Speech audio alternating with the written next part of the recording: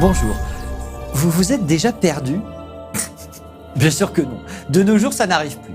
En effet, depuis un siècle, nous disposons tous de moyens pratiques pour nous géolocaliser précisément, ce qui nous permet à tout instant de savoir où nous nous trouvons et comment rejoindre notre destination. Autrefois, la géolocalisation était compliquée. Elle reposait principalement sur 3 données. D'abord un point de repère, par exemple le point de départ, une direction donnée par exemple par une boussole et une vitesse de déplacement. Au fil des 2 derniers millénaires, les techniques se sont améliorées. Par exemple, le développement de l'astronomie a permis aux humains de commencer à utiliser les étoiles comme point de repère. De nos jours, au lieu des étoiles, nous utilisons des satellites. Notre position nous est donnée principalement par un système appelé GPS, pour Global Positioning System, qu'on peut traduire par Système mondial de positionnement. Ce système fonctionne grâce à un réseau de satellites vieux de plus d'1 siècle. En effet, la première version, réservée aux militaires, a été inventée dans les années 1940, avant d'être rendue plus tard disponible pour le grand public en 1995. Concrètement, une personne souhaitant connaître sa position utilise un récepteur qui va détecter les signaux des satellites présents au-dessus de lui dans la stratosphère et les utiliser pour calculer sa distance à chacun de ces satellites. Ensuite, grâce à des méthodes de triangulation, le récepteur calcule sa position à la surface de la Terre avec une précision qui était déjà de seulement 10 mètres dans les années 2000.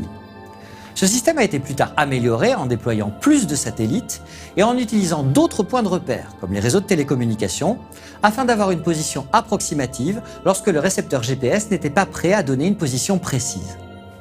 En 2016, un des principaux services de positionnement a développé une autre technique, à base de deep learning. À partir d'une base de données immense de photos prises depuis le sol et l'espace, elle a été capable de géolocaliser la plupart des photos. Cet algorithme a eu de nombreuses applications, comme par exemple annoter automatiquement vos photos de vacances, ou même capturer des criminels à partir de photos qu'ils avaient bêtement mises en ligne. Bref, rien de tel pour se repérer sur la planète.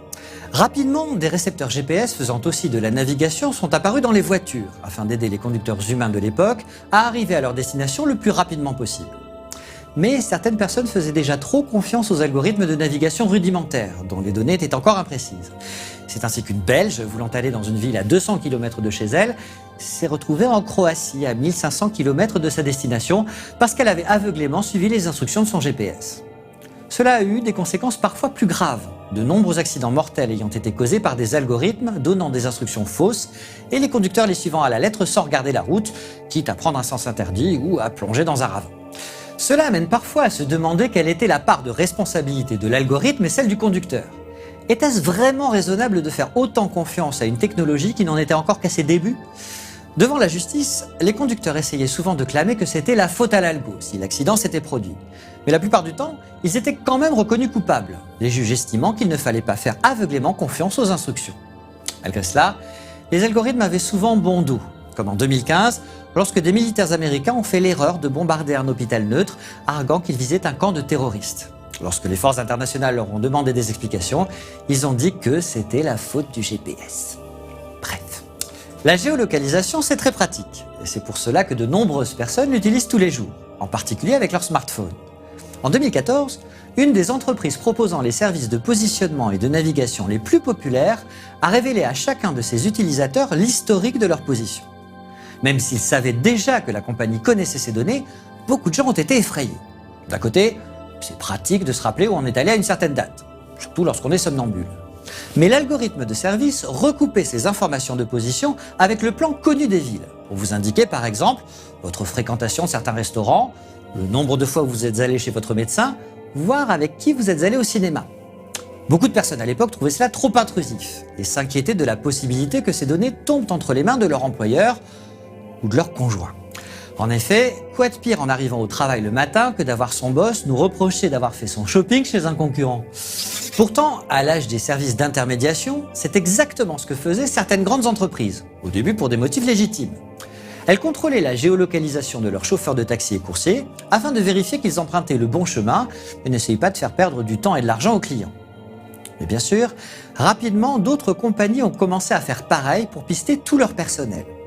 C'est ainsi qu'en 2015, une employée a découvert que son smartphone envoyait sa position à son entreprise en permanence, même lors de ses congés. Elle a alors désactivé l'application Mookchar, ce qui lui a valu d'être licenciée malgré ses excellentes performances au travail. Certains patrons avaient encore moins de scrupules. C'est ainsi qu'en 2023, une grosse entreprise a décidé de trafiquer son algorithme de navigation afin que le trajet conseillé à ses clients passe devant les panneaux publicitaires des plus offrants. Car après tout, une fois que l'on domine un marché, on peut se permettre d'abuser de la confiance des utilisateurs. Voilà, l'algorithme qui a généré le script de cette émission touche à sa fin.